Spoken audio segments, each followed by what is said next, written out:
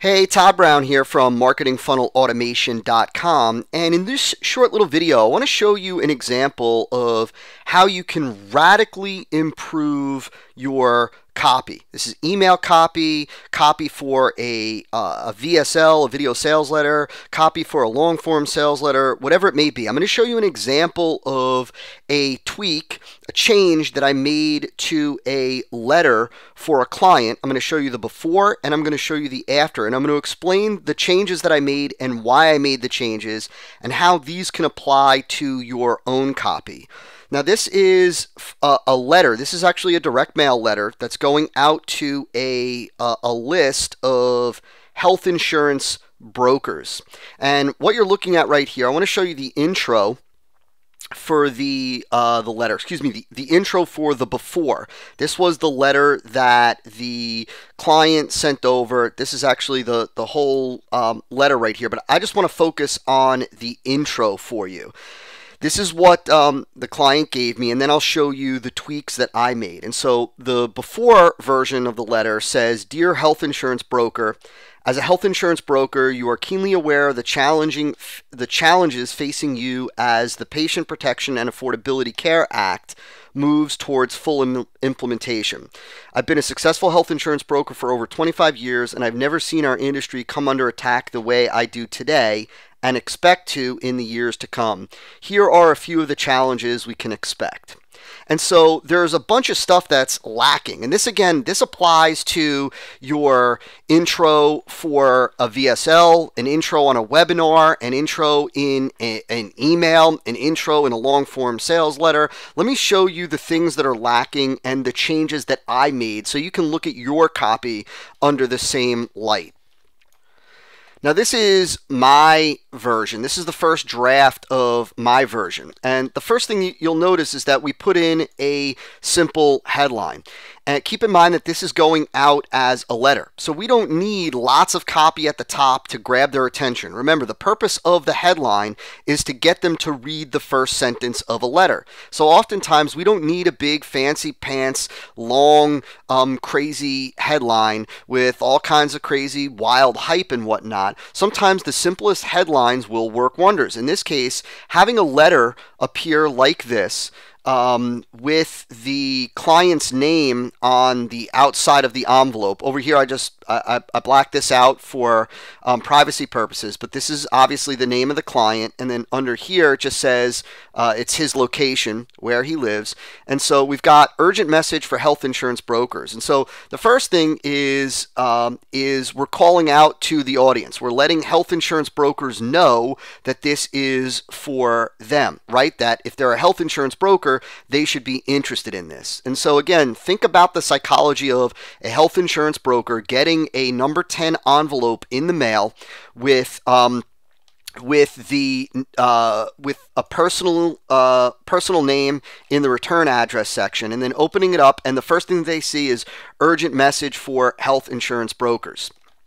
The next thing is, obviously, we've got the salutation, "Dear fellow health insurance broker." So we've got the word fellow in here so that health insurance brokers know this is coming from one of their own. This is coming from somebody who does what they do, who understands what it is that they do, understands their challenges, understands the issues that they face, and so on and so forth. Then we've got the first sentence, the first line. The first line is, "Our profession is under serious attack." And so first thing, again, our profession, right? Because again, communicating that I'm in this with you. I'm one of you. And then we say it's under serious attack. Now, what you'll notice is that this is a short sentence. And we typically like to use a short sentence, a short line for the first sentence of a letter or the first sentence of an email to make the the reading of the letter easy, right? So that they can start reading the letter easy. And so we don't want a long paragraph as the first sentence because it can often look intimidating. And so we keep it very simple. And I also used under serious attack, right? And so there is this curiosity factor here. What is this attack? What's going on in our profession, in our industry? Again, the goal of the first sentence, to get them to read the second sentence of the letter. So our profession is under serious attack. And the growing financial damage to brokers is already unlike anything I've seen in the last 25 years as a successful health insurance broker. So we've got a reason for them to read and a reason for them to understand this serious attack, that there is growing financial damage to brokers. And so more curiosity. What is this growing financial damage? I want to know. We've got some specificity in here, the last 25 years as a successful health insurance broker. And so there's a couple things going on over here. We've got specificity, right? 25 years. I also included 25 years as a successful health insurance broker so that it lends credibility to who this person is. This person is not just a fellow health insurance broker. They are a successful broker who's been in this game for 25 years. So it's credible when we say that there is a serious attack taking place. It lends credibility to this initial statement that there's growing financial damage and it's unlike anything I've ever seen in the last 25 years. A lot of credibility going on, a lot of bonding going on, and a reason for them to read the next sentence. Fortunately, now we quickly shift gears from this negative, right? Like, we're under serious attack, there's financial damage, it's unlike anything I've seen in 25 years. We quickly switch gears to the benefit now of reading this letter. Not only are you going to learn about what is this serious attack and what is this growing financial damage, but now you're going to get the payoff. Fortunately, I've discovered a unique and simple way to protect our livelihood, our bonding, our livelihood and incomes, and ensure they don't get damaged from this attack like they will be for so many of our fellow brokers. So what we've got here is I've discovered more curiosity, a unique, totally different, and simple, conveying that it's easy, way to do what? To protect our livelihood and incomes. That's a promise of benefit, and ensure that they don't get damaged from this attack. And then we've got a little more fear, like they will be for so many of our fellow brokers. This I put in here because it conveys that, look, you have a choice. You can either protect your livelihood and income, ensure that it doesn't get damaged, or you can allow it to be damaged like it will be for so many of our fellow brokers. And then what we do is we open up a loop. I'll share this with you in just a minute. This taps into what's called the Zeigarnik effect. It's an open loop, and what it does is it taps into what you typically see done with news programs, where they say such and such happened, more about that in just a bit. First, let me tell you about XYZ, right? And so we open up this loop, right? We say, there's growing financial damage, that it's the worst I've ever seen in 25 years. I've discovered a simple way that can protect you from this, and I'll tell you about it in just a minute. First, right? So we opened up this loop, and we don't close it until later on in the letter.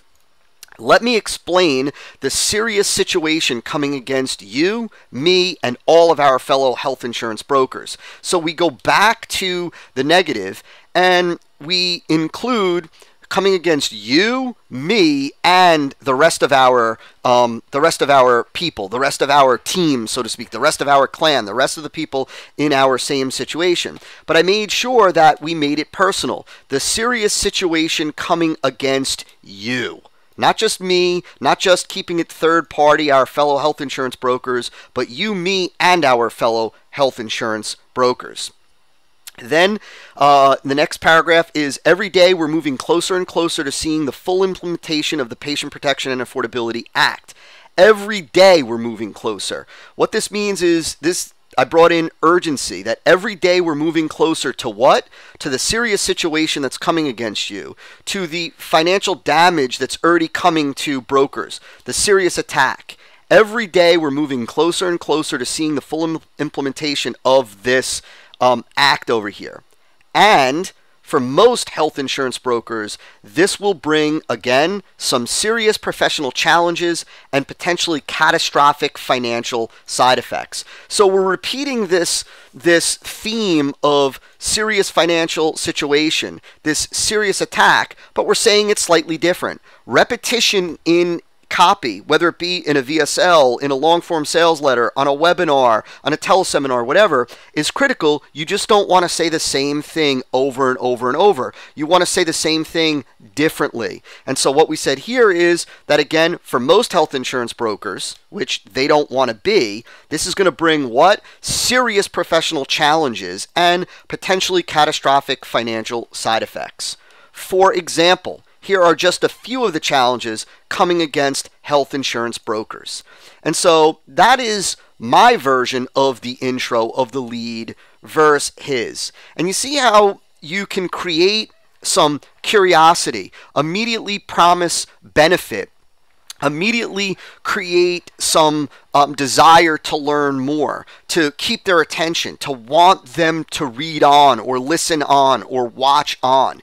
Every lead for your sales letter, for your VSL, for your webinar, for your teleseminar needs to do the same thing. It needs to give them a reason to pay attention. It needs to give them a reason to stay around. It needs to give them a reason to read on. And you want that reason to be based on a potential benefit, a big benefit, a big promise, and you want to have curiosity in there. And of course, you want to pick and choose the words that you use. Every word has a different emotional impact, and you want to choose the words with the greatest amount of emotional impact. For example, there is a huge difference between using the word embarrass and the word humiliate. Right? They can, in many cases, be used interchangeably, but the word humiliate has a much greater emotional impact, a much greater visceral response than the word embarrass. And so you want to make sure that you're going through your copy on your landing pages, on your sales letters, VSL scripts, webinar outlines, etc.